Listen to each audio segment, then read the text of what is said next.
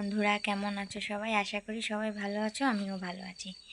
তো আজকে তোমাদের সঙ্গে ছোট একটা কথা নিয়ে আসি। কথাটা হলো, যেমন কি রিসেন্টলি ঘটা একটা কথা আমি তোমাদের সঙ্গে শেয়ার করি।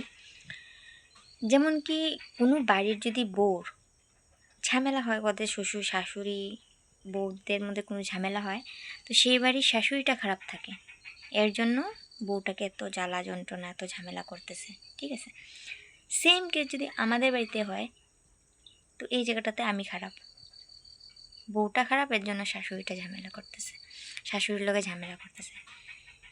এটাই বুঝতে পারি না, ওই বাড়িতে বউ ভালো শাশুড়ি খারাপ, এই বাড়িতে বউ ভালো, না না, ওই বাড়িতে বউ ভালো শাশুড়ি খারাপ, এই বাড়িতে বউ খারাপ শাশুড়ি ভালো। আবার সেম কেস আবার আমার ননদের মধ্যে যদি হয়, ওদের শ্বশুরবাড়ি যদি হয়, যেমন কি ননদের শাশুড়ি ওরা যদি ঝগড়া হয়, সেই জায়গায় ননদ ভালো হয়ে যায়, ওর শাশুড়ি খারাপ।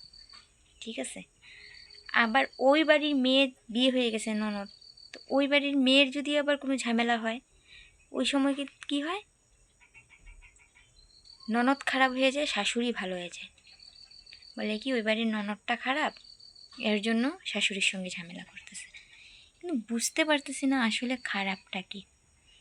আজকে রিসেন্টলি মানে আমাদের বাড়ি না, এখানে একজনের দেখলাম, তো এর জন্য তোমাদের সঙ্গে শেয়ার করুন। কেউ জানা থাকলে কমেন্টে বলবা তো, এটা কি আজও কি সত্যি নাকি এটা কি, বুঝতে পারতেছি না কথাটা।